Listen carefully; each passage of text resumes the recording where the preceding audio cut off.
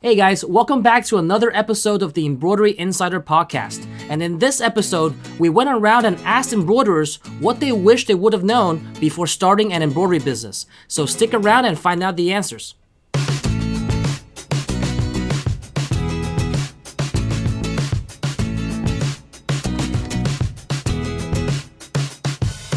So today we're going to cover 3 topics that real embroiderers wish they would have known before getting started in the embroidery business, that we actually went around and collected this data from people in the industry.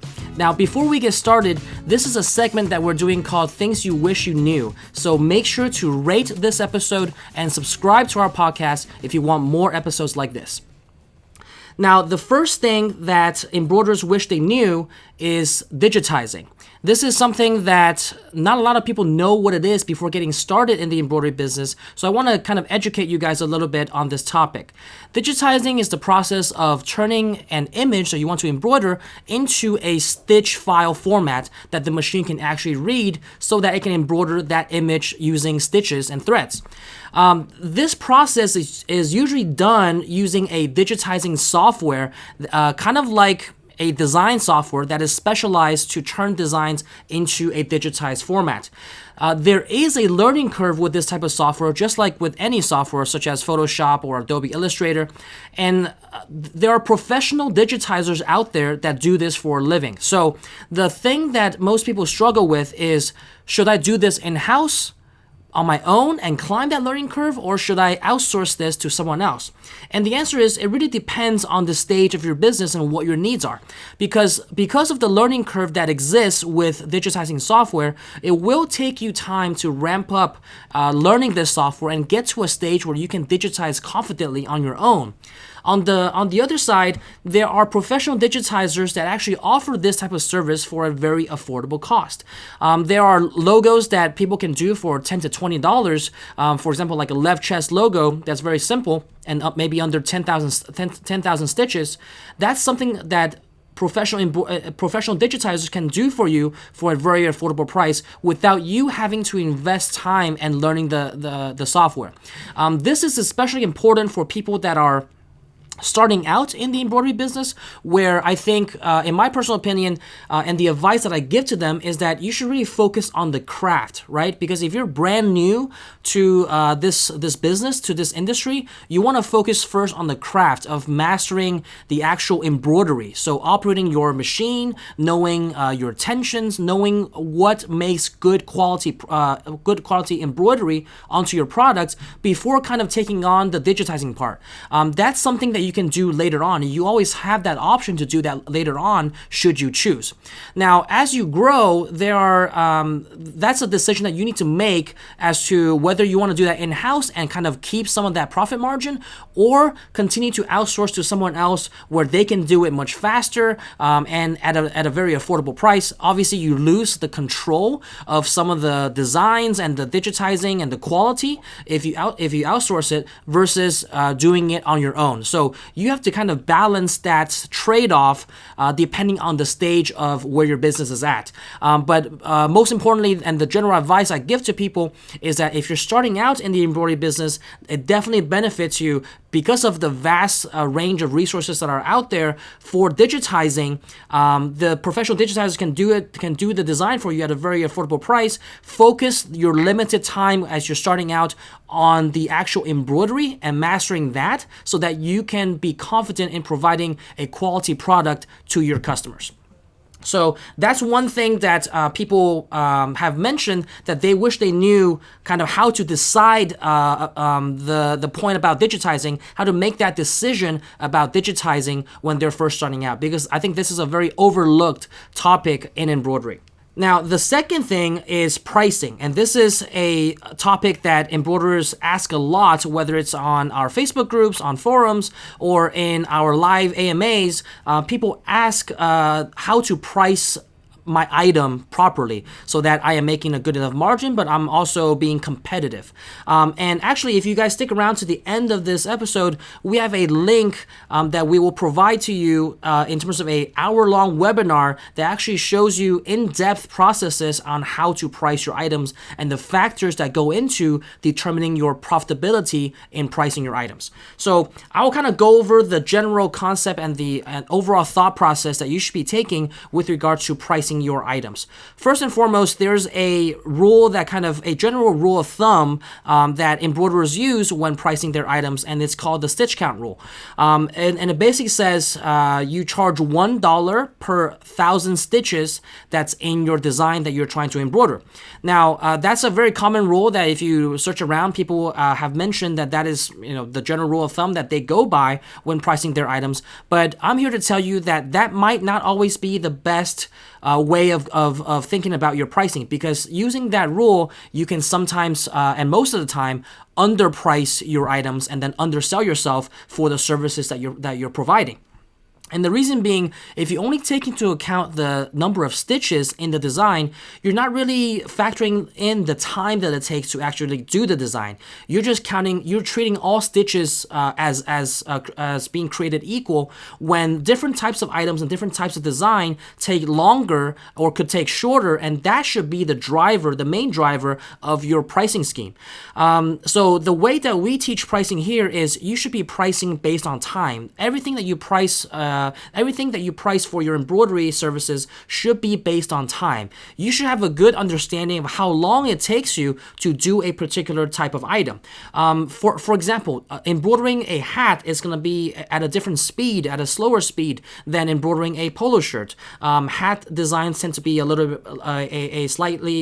bit more complicated, and therefore take longer time to set up, longer time to embroider, and that should be even though they might have the same number of stitches as a polo shirt, that will take longer time, and that should be the factor that is driving and the main driver behind pricing that item. So the way that we teach it here is, first and foremost, understand how long it takes for you to do a particular item, and then take a step back and think about what you want to target for your hourly profit. As an embroiderer, starting out, you want to have a magic number in mind, right? And that magic number is your hourly profit. How much you want to make on an hourly basis by providing these embroidery services to your clients.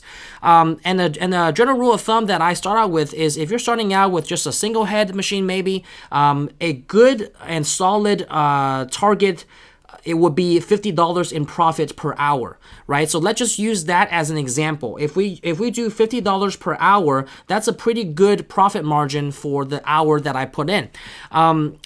Then to determine the price that you charge for that item that you're embroidering, you need to recalculate based on your magic number, your hourly target profit, and divide that by the number of items that you can produce on an hourly basis. So say you are trying to calculate the price for a polo shirt, and that polo shirt takes you 10 minutes to embroider.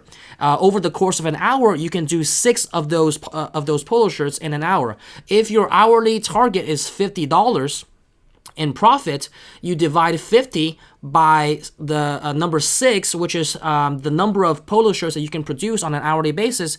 You'll get somewhere around $8 and change for the profit per item that you should be charging in order to reach your target profit per hour. Does that make sense? So on an $8 per item profit, now you're guaranteeing a target profit of $50 per hour if you're making $8 on a particular item. Then you just tack on your hard cost of your blank garments, maybe the digitizing, as well as the supplies like your thread and bobbin, which is going to be very minimal compared to the cost of your blank garment. You just tack that on to the profit per item, and you arrive at the cost or the price that you should be charging to your customers for that item. So in the example of that polo shirt, if you're making $8 in profit per polo shirt, and then your cost of the polo shirt is another $5 at wholesale, you should be probably charging $13, maybe $14 for that polo shirt. And that's how you should approach your pricing, based on time, not solely solely based on the number of stitches.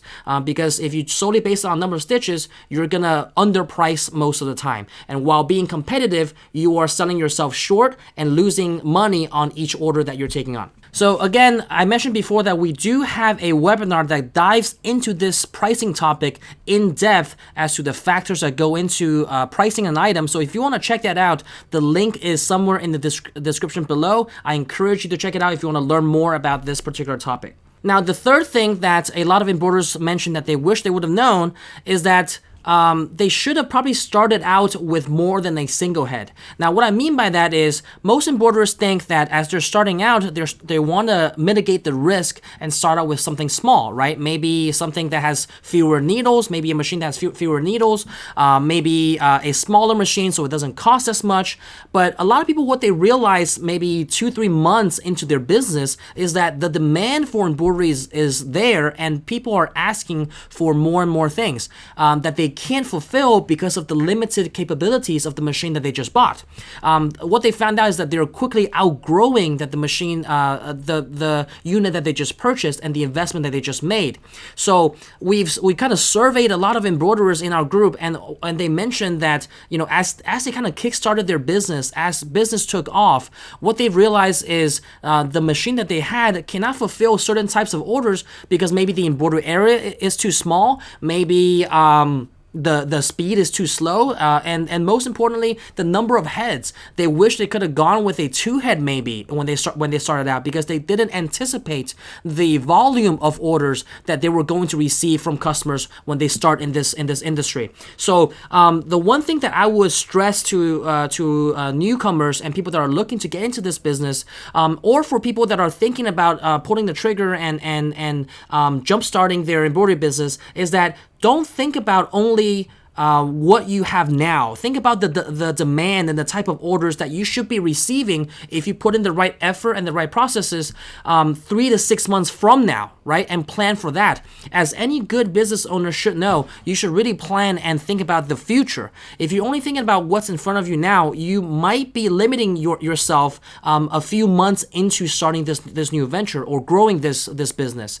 You don't want to limit yourself in having to trade in your machine, or perhaps, you know, regretting the fact that, hey, I should have went with something larger and I'm missing out on the opportunities that are presented to me from customers that are wanting certain types of orders. A typical example that I would give is people are staying up so late with a single head machine and embroidering, you know, hundreds and hundreds of hats that they could be cutting that production time in half had they had a 2-head to start out with. Now, you know, mitigating that risk up front, it makes sense at that time. But what those business owners didn't take into account of is thinking that, hey, 3 to 6 months from now, my business is going to take off because I'm going to invest the time and the effort into growing that business. So if you're confident in your ability to invest in the future and grow your business, think about where your clients are going to come from 3 to 6 months from now, and make sure that you are making the right decision now in terms of equipment so that you put yourself in a good position to succeed and grow your business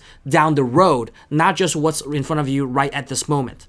And actually, what's the best combination of machinery to have is actually a combination of single heads and multi-heads. What a lot of people don't realize is when their business is growing, they tend to lean towards trading in their single head for solely a multi-head, so maybe a 4 or a 6 head, and they end up with just having a 4 or a 6 head in their shop. Without having a single head around. And what that does is it leaves you less flexibility to be able to take on smaller orders, you know, these smaller batch orders or personalized orders, as well as having the ability to create samples for your customers. Because if you're turning off multiple heads on a multi-head machine to do a small batch or a small sample, that will decrease the production value of that multi-head that you invested money into, right? You want all heads on your multi-head running at all times for these bulk orders, and then small single heads lying around to do small orders or personalized orders, as well as samples for your customers. So guys, I hope that was helpful. If you liked this type of segment of this podcast, we will be doing more of this in the future. I think this will help you guys avoid some of the pitfalls that other embroiderers have experienced so that you can be well on your way and avoid those mistakes when you're starting out in your business.